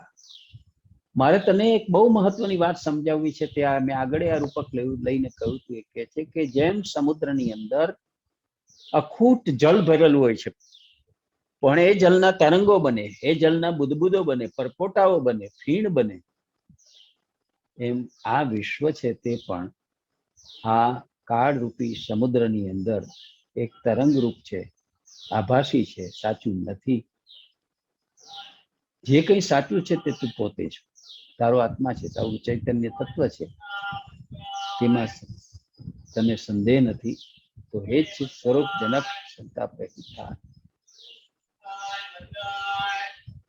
પછી કે છે શ્રદ્ધસ્વ તાત શ્રદ્ધસ્વ નાત્ર મોહમ કૃષ્ય ભો જ્ઞાન સ્વરૂપો ભગવાન આત્મા ત્વમ પ્રકૃતે પર. હે સૌમ્ય, તું શ્રદ્ધા રાખતા શીખ. શ્રદ્ધા રાખ, અહીં મોહ ન પામ. શું કામ? કે તું જ્ઞાન સ્વરૂપ છો, તું ભગવાન સ્વરૂપ છો, તું આત્મા છો અને પ્રકૃતિથી પર થયેલો છો.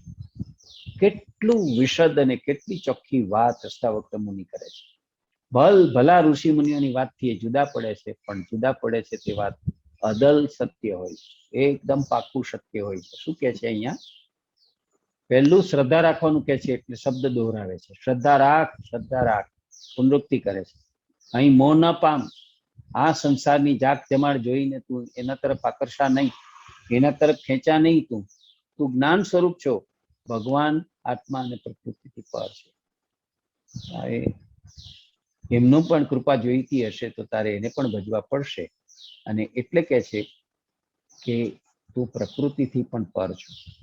ગુણે સંવેષ્ટિતો દેહસ્થિત્ય ત્યાયાતિ યાતિ ચ આત્મા ન ગંતા નાગંતા કિમેનમ અનુશોચસી.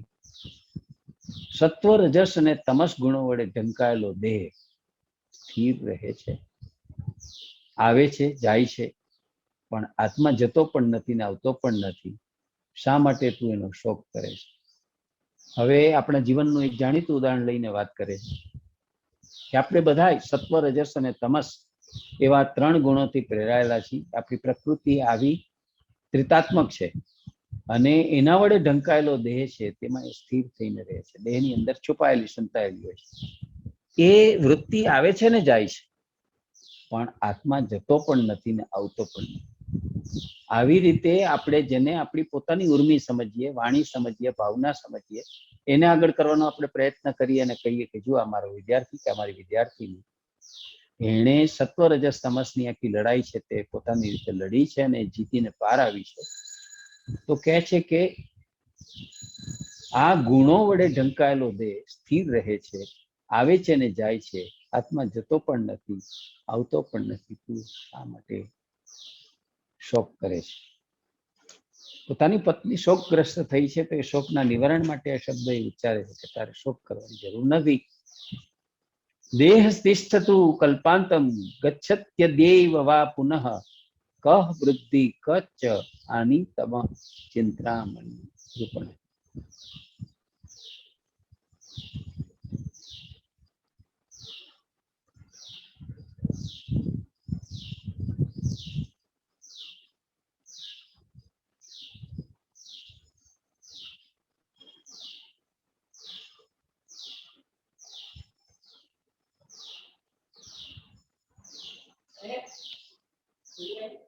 હા, જોલું આવી ગયું.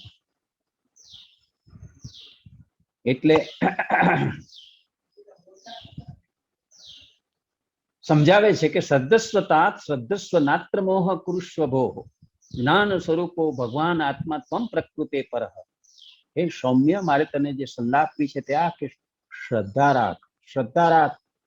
આ સંસારમાં તું મોહ ન પામ. તું જ જ્ઞાન સ્વરૂપ છો, તું જ ભગવત સ્વરૂપ છો, તું જ આત્મા છો અને તું પ્રકૃતિથી પર છો. આખી વાત એટલી સ્પષ્ટ રીતે મૂકી આપે છે કે માણસ એકદમ જાગૃત થઈ જાય, એકદમ સમજી જાય. અને પછી એને કહે છે ગુણે સંવેષ્ટિતો દેહસ્થિત્ય યાતિ યાતિ ચ આત્મા ન ગંતા ના ગંતા કિમેન અનુશોચસી. આ જે ગુણ સત્વરજસ ને તમસ વડે ઢંકાયેલો તારો દેહ છે ને, એ આવે છે, જાય છે, પણ સમજ કે દેહ જવાનો ને આવવાનો છે, આત્મા જતો પણ નથી ને આવતો પણ નથી. તો તેનો તારે શેનો શોક કરવાનો? તારો આત્મા તો અજર છે, અમર છે અને નિત્ય છે. બુદ્ધ છે, કુટસ્થ છે, તો એનો શોક કરવાનો ન હોય. શરીર તો આ ત્રિગુણ પ્રકૃતિ વાળું છે, આવશે અને જશે. તો તું તો પ્રકૃતિથી પર છો અને માટે તારે શોક કરવાની જે છે તે જરૂર નથી. અને કહે છે દેહસ્થિષ્ઠતું કલ્પાતમ ગચ્છત્વ દેવ વા પુનઃ કહ વૃદ્ધિ ક ચ વા આંતિત્વ ચિન્માત્ર રૂપિણ.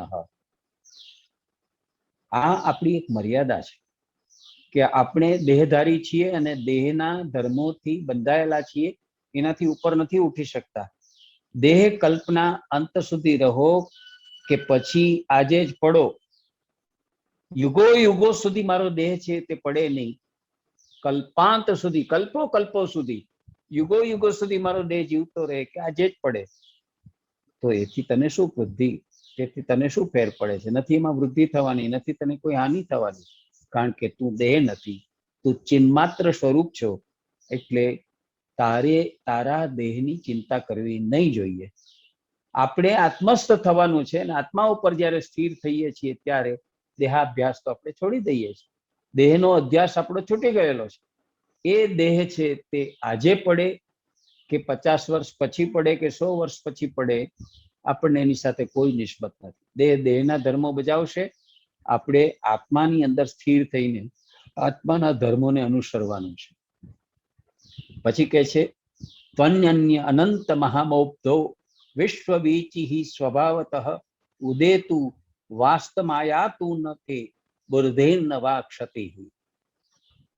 તારારૂપી અનંત મહાસાગરમાં વિશ્વરૂપી તરંગ આપોઆપ ઉદય પામે કે અસ્ત પામે, તેથી તારી વૃદ્ધિ પણ નથી થવાની કે તારી હાનિ પણ નથી થવાની.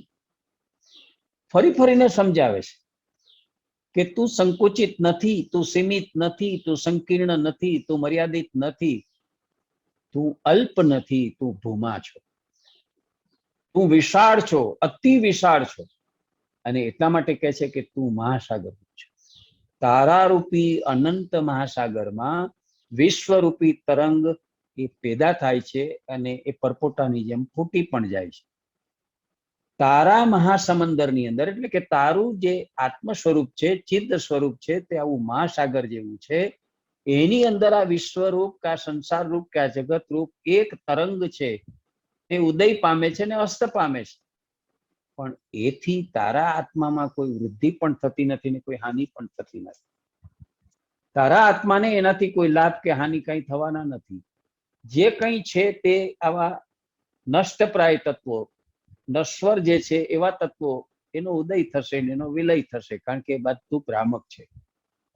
તારા જ મનથી સર્જાયેલો સંસાર, તારા જ સંકલ્પથી, તારા જ મનોરથથી, તારી જ ભાવનાથી, તારા જ જેને કહીએ એ પ્રકારના તર્કથી જે કંઈ સર્જાયેલો સંસાર છે કે જે કંઈ જગત છે તે ઉદય પામશે ને અસ્ત પામશે. એનાથી તારા શરીરને અસર પડશે, પણ તારા આત્માને એની સાથે કોઈ લેવા દેવા નથી. આખી વાત સમજાવે છે. અને એટલે કહે છે તાત ચિન્માત્ર રૂપો અશીનતે ભિન્નમિદમ જગત અતઃ કશ્ય કથમ પુત્ર એયો પાદેય કલ્પના. હે સૌમ્ય, હે પુત્ર, મારે તને સમજાવવું છે તે કે તું ચિન્ માત્ર સ્વરૂપ છો. તું બુભુક્ષુ નથી, તું મુમુક્ષુ છો, તું મૃણમય નથી, તું ચિન્મય છો. તારો આત્મા જે છે તે પ્રકાશ રૂપ છે, તારો આત્મા છે તે જ્ઞાન સ્વરૂપ છે, તારો આત્મા છે તે તટસ્થ સાક્ષી રૂપ છે, તારો આત્મા પરમાત્મા જ છે અને એ જ ચૈતન્ય છે. આ જગત તારાથી ભિન્ન નથી, તો પછી એને ત્યજવાની અને એને ગ્રહણ કરવાની કલ્પના કોને, કેવી રીતે અને શા માટે હોઈ શકે? આ જગત છે તેને મારે છોડી દેવું કે મારે સ્વીકારવું? આ સંસારમાં રહું કે આ સંસારને પડતો મૂકવું? આવી કોઈ કલ્પનાને અવકાશ જ ક્યાં છે? શા માટે આવી કલ્પના આવવી જોઈએ? કોને આવવી જોઈએ? ક્યારે આવવી જોઈએ? કેવી રીતે આવવી જોઈએ? જે માણસ આ વાત સમજી જાય છે કે આ સંસાર, આ જગત, આ જીવન એ તો આભાસ, સપનું છે અને મારો પોતાનો જે કંઈ છે અસલી સ્વરૂપ, અદલ સ્વરૂપ એ તો ચૈતન્યનું છે. તો એવું જે લોકો સમજી ગયા છે તે લોકોને આમાંથી કોઈ કલ્પના છે તે સ્વીકારવાની કે છોડવાની જરૂર નથી. એને સહજ રૂપે જીવવાની જરૂર છે.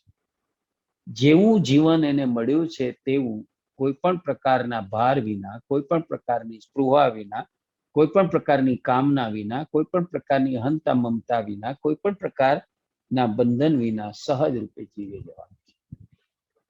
જેમ જળ, સરિતા જળ સહજ રૂપે વયા કરે છે, જેમ હળું હળું વાતો પવન સહજ રૂપે વયા કરે છે, કોઈની એને પડી નથી, એવી જ રીતે આપણે પણ સહજ રૂપે આપણા જીવનને છે તે તરતું મૂકી દેવાનું છે. છેલ્લે મહત્વની વાત કરતા કે છે એકસ્મિન અવ્યયે શાંતે ચિદ આકાશ મલે ત્વયી કુતો જન્મ કુતઃ કર્મ કુતો અહંકાર એવ ચ. એક અવ્યય, શાંત, નિર્મળ, ચિદાકાશ એવો તું છો, એવા તારામાં જન્મ ક્યાંથી, કર્મ ક્યાંથી, અહંકાર પણ ક્યાંથી? હું તારા અસલી સ્વરૂપનું આજે તને ભાન કરાવું છું. તારું જે ખરેખરું સ્વરૂપ છે તેનું તને હું ભાન કરાવું છું. તું કોણ છે? તારું નિજી સ્વરૂપ શું છે? તું ખરેખર છો કોણ? આજ સુધી કોઈ શાસ્ત્રોએ તને ન સમજાવ્યું હોય, આજ સુધી કોઈ શિક્ષકે, કોઈ ગુરુએ તને આ વાત ન સમજાવી, તો આજે હું તને સ્પષ્ટ ફોડ પાડી એકદમ વિશદ કરીને તને સમજાવું છું કે તું શું છો. એક, એકમેવા દ્વિતીયમ, એકે હજારા જેવો છો તું. અવ્યય, જેનો વ્યય નથી થવાનો, જેનો નાશ નથી થવાનો તેવો. હર હંમેશ શાંત, અશાંત નહીં, કાયમને માટે શાંત. તદ્દન નિર્મળ, મલયુક્ત નહીં, તદ્દન નિર્મળ, અનાવિલ, એવું ચિદાકાશ છો. તારી પોતાની અંદર એક બહારના જગતમાં જેવું આકાશ દેખાય છે તેવું એક વિશાળ ચિદાકાશ છે.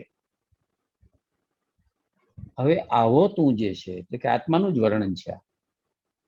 મનુષ્યના આત્માનું વર્ણન છે. મનુષ્યનો આત્મા આવો એક છે, આવો અવ્યય છે, આવો શાંત છે, આવો નિર્મળ છે,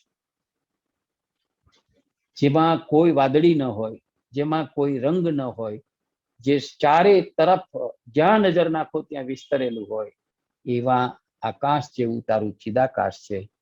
તેમાં ક્યાં જન્મની વાત છે, ક્યાં મરણની વાત છે, ક્યાં કર્મની વાત છે, ક્યાં અહંકારની વાત છે. જેમ આશે તું હિમાલય આપણે જઈને પહોંચીએ છીએ જિંદગીમાં, ક્યારેક જવું જોઈએ, સૌએ જવું જોઈએ.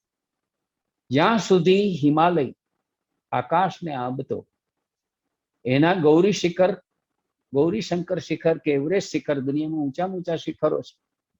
એટલો ઊંચો હિમાલય છે, તેની તળેટીમાં જ્યારે ઉભા રહીએ છીએ ત્યારે આપણી અહંતા, આપણી મર્યાદાનું, આપણી કૃપણતાનું, આપણી તુચ્છતાનું આપણને ભાન થાય છે. કુદરતની વિરાટ વિભૂતિની સમક્ષ જ્યારે આપણે આપણી જાતને એની તુલનામાં, એની બાજુમાં જ્યારે મૂકીએ છીએ ત્યારે આપણને આપણે કેટલામાં છીએ તેનું ભાન થાય છે. તો એ કહે છે કે તું તો આવો છો, આવો વિશાળ, આવો ઉર્ધ્વ, આવો સ્વચ્છ, આવો પુનિત, પવિત્ર. એને કર્મો કયા, એને ધર્મો કયા, એને વળી અહંકાર કેવો? તો જે વાત શંકરાચાર્ય નિર્વાણ અષ્ટકમમાં, આયુષ્ય અષ્ટકમ કો નિર્વાણ અષ્ટકમ કો, એમાં જે કહ્યું, નચે મન નચે મે વૃત્તિ ન બંધન ન અહંકાર, એને જે કહ્યું તે બધું હું આમાંનું કાંઈ નથી, તો હું શું છું?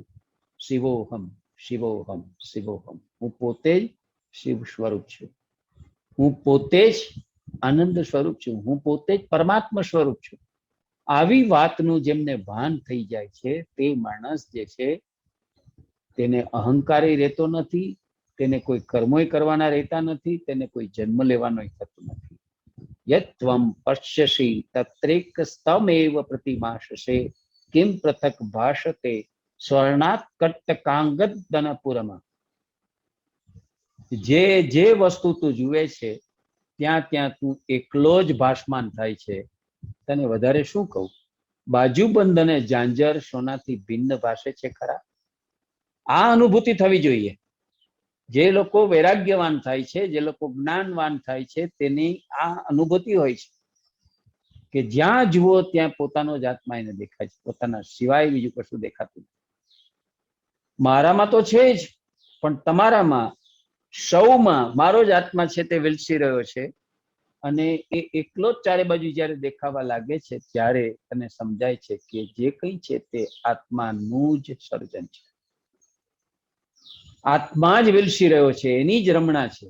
એને તમે બીજું નામ આપવું હોય તો વિષ્ણુ કહો, વિભુ કહો, પરમ ચૈતન્ય કહો, ચૈતન્ય અંશ કહો, જે કેવું હોય તે તમે કહો.